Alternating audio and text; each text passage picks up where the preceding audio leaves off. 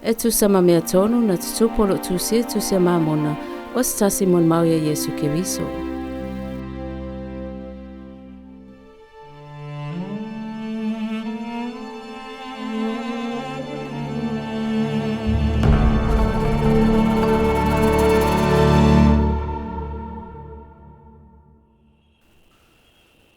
Ua ova ai atu ua popole lo mafau e winga le Toetu mai o e woti.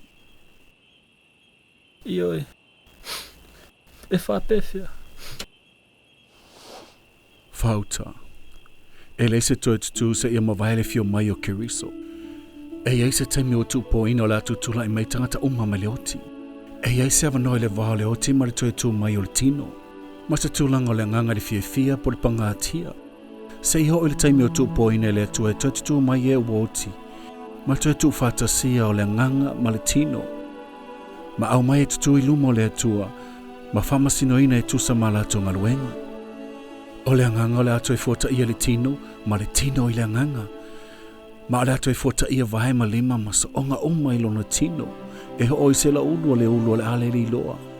Ma ona susulu ai lea o ea mi o tono i le malo o le atua. Ai o mai se o te matautia ia mi o le anga waile se mea le mamae mautofi le malo o le atua. Ua te tawa e tu sama le Faamasinoga tono le atua le Faamasinoga o tagata e tu sama la tonga luenga. A fai sa le leia la tonga luenga le olanga lenei. E te tawa toi fota i la toi le mea wale lei. Ai a fai na leanga. O le atoi fota i te i la toi mo le leanga. Ai a fai wala to salamo i la tonga sala. Ma sa la to mana o le amio tonu se ia o le unga o la to waso. O le a faapea lavana tau wia le amio tonu. Mai faapea na la tutu pe pau. Awa o i latou o latou lava Faamasino pe faili le lei, pe faili le leanga.